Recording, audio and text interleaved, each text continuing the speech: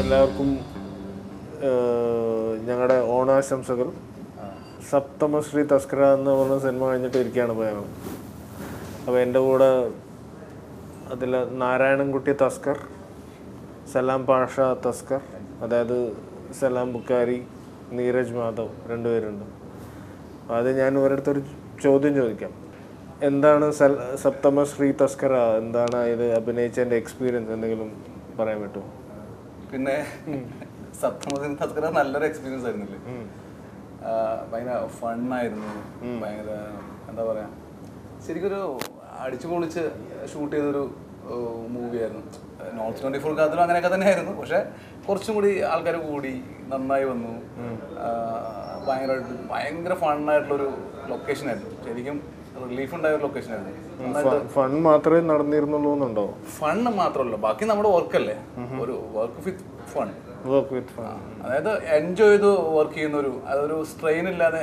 പ്രത്യേകിച്ച് ഇപ്പൊ ചാച്ചുവിന് അറിയാലോ, ഞാൻ വലിയൊരു ആർട്ടിസ്റ്റൊന്നും അല്ല, ഇപ്പൊ നീരജിന്റെ അത്ര വലിയൊരു ആർട്ടിസ്റ്റൊന്നും അല്ല, പക്ഷെ എനിക്ക് ടെൻഷൻ ഇല്ലാതെ ഓരോ സീരിയലുകളും കവർ ചെയ്യാൻ പറ്റി എന്നുള്ളത് ചാച്ചു അത്രയും വളരെ രസമായിട്ട് നമ്മൾ ചെയ്തിട്ടുണ്ടായിരുന്നു.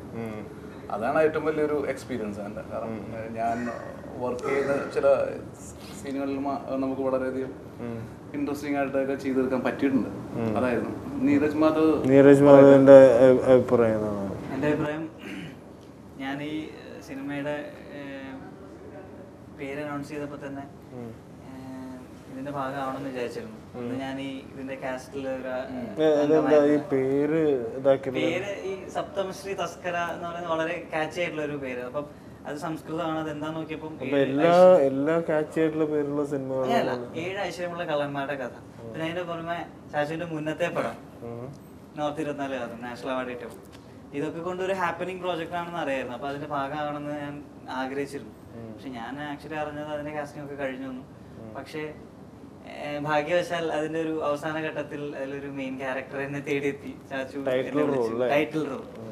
അപ്പൊ അതൊരു ഭയങ്കര വെളി വന്നു തന്നെ ഭയങ്കര ഒരു സന്തോഷമുള്ള കാര്യമാണ്.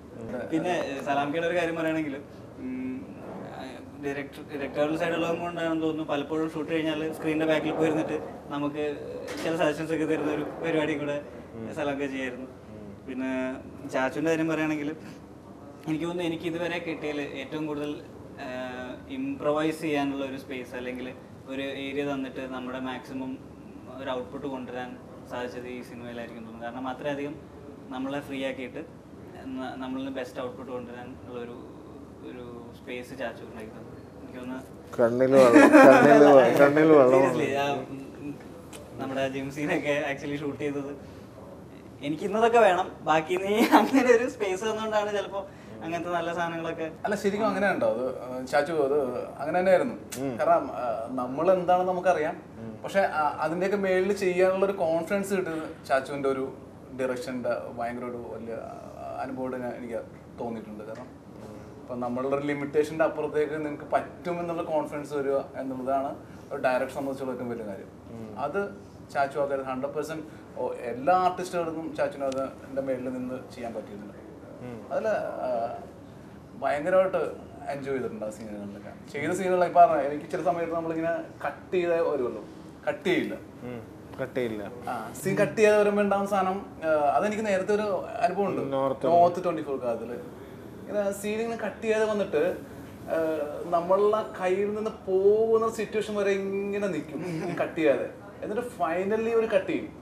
അപ്പം നമ്മൾ ഇത് എന്താണെന്ന് ആദ്യം എനിക്കിത് മനസ്സിലായില്ല. പക്ഷെ അത് സിനിമയിൽ എഡിറ്റ് ചെയ്ത് വന്നപ്പോഴാണ് മനസ്സിലായത് ആ ലാസ്റ്റ് മൊമെന്റ് ആണ് പുള്ളി എടുത്തിട്ട് സീനിലിട്ടത്. പക്ഷെ അതിൻ്റെ ഒരു ഇമ്പാക്ട് സിനിമയിൽ വന്നത് ഭയങ്കര രസമായിരുന്നു. ഇതേ എക്സ്പീരിയൻസ് എനിക്കുണ്ട് കേട്ടോ. സത്യം പറഞ്ഞാൽ ആ ട്രെയിലറിൽ പോലും വന്നിട്ടുള്ള ഒരു നോട്ടം ഉണ്ടല്ലോ, ഞാനിങ്ങനെ പലരും എൻ്റെ അടുത്ത് രസമുള്ള സാർ, അത് 3ാമത്തെ ടേക്ക് ഔട്ടായിരുന്നു. അപ്പൊ അത് ചാച്ചു ആ ടേക്ക് അതിന് മുന്നത്തെ ആക്ടിവിറ്റി കഴിഞ്ഞിട്ട് കട്ട് പറയാതെ വെച്ചു. ഞാൻ വെറുതെ എന്താ പറയാ, കയ്യിൽ നിന്ന് വെറുതെ വന്നു പോയൊരു സാധനമാണ് അത്. പക്ഷെ ആ ട്രെയിലറിലും പടത്തിലൊക്കെ വീണ്ടും എടുത്തിട്ടു. ഞാൻ കട്ട് പറയാൻ മറന്നുപോയതാണ്. അല്ലല്ല കട്ട് പറയാൻ മറന്നു പോകുന്നല്ല ചാച്ചു നമുക്ക് കറക്റ്റ് ആയിട്ട് അത് നമ്മളുടെ നിന്ന് കിട്ടാൻ മാക്സിമം പിഴിഞ്ഞെടുക്കുന്നതാണ്. എന്നിട്ട് ആ സാധനം എടുക്കുള്ളൂ. ഓരോതൊക്കെ വരും, അറിയാതെ എന്തെങ്കിലുമൊക്കെ വന്നു പോകല്ലോ. അതെ, നമുക്ക് പെട്ടെന്നുണ്ടാകുന്ന ഒരു സഭാപം വന്നിട്ട് ആകെ മൊത്തത്തിൽ ഇതെങ്ങനെയെങ്കിലും തീർത്താൻ പോയെന്നുള്ള പറയുമ്പോൾ ഒരു റിയാക്ഷൻ ആയി കിടുന്നത് അതായിരിക്കും ചിലപ്പോൾ വർക്കൗട്ടായി വന്നിട്ട്.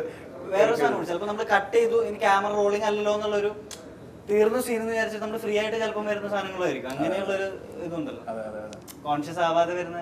അതെ അതെ.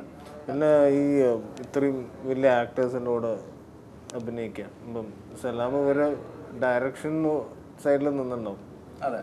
ഇപ്പം പൃഥ്വിരാജ്, ആസിഫ് അലി, വേണുചേട്ടൻ.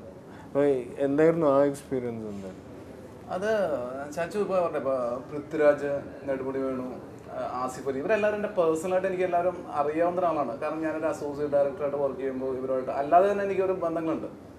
പക്ഷെ ഞാൻ അവിടെ ഒന്നും ഈ പടത്തിൽ കമ്മിറ്റ് ചെയ്ത് തന്നെ എന്താണെന്ന് വെച്ചാൽ പൃഥ്വിരാജ് ഉണ്ടോ ആസിഫ് അലി ഉണ്ടോ അവരൊന്നും വെച്ചില്ല. ചാച്ചു ഈ പടം ഡയറക്റ്റ് ചെയ്യുന്നുള്ള ഒറ്റ കോൺഫിഡൻസിലാണ് ഞാൻ ഈ പടം കമ്മിറ്റ് ചെയ്തത്. കാരണം എനിക്കറിയാം ആരുണ്ടെങ്കിലും അവിടെ ഞാൻ കംഫർട്ടാണ്, കംഫർട്ട് സോണിലാണ്. ഇത് പറയുമ്പോൾ തന്നെ എനിക്ക് തോന്നും ഇപ്പം ഞങ്ങൾ ചാച്ചു എന്ന് ആൻഡ്ലേട്ടനെ വിളിക്കുന്നത്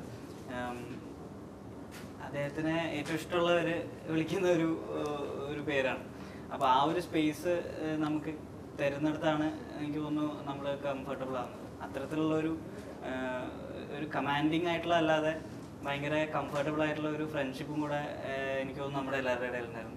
തീർച്ചയായിട്ടും. അല്ല അതാണ് ഒരു ഫ്രണ്ട്ഷിപ്പ് നന്നായിട്ട് ക്രിയേറ്റ് ചെയ്തൊരു. ഇത് കപ്പേന്റെ ഓണം പരിപാടിയാണ്, അല്ലാണ്ട് ചാച്ചു പരിപാടി.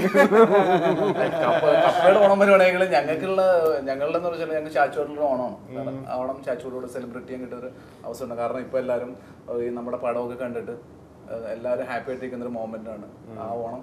ചാച്ചുകൊണ്ട് ഇരിക്കുമ്പോൾ ഞങ്ങൾക്ക് കപ്പയുടെ കൂടെ ഒരു നല്ലൊരു കറിയും കിട്ടി വന്ന അവസ്ഥ. കപ്പയും നല്ലൊരു കറിയും കിട്ടിയ അവസ്ഥ. അതുകൊണ്ട് ഞങ്ങള് അങ്ങനെ തന്നെയാണ് ഇത് കൊണ്ടുപോകാൻ ഉദ്ദേശിച്ചത്.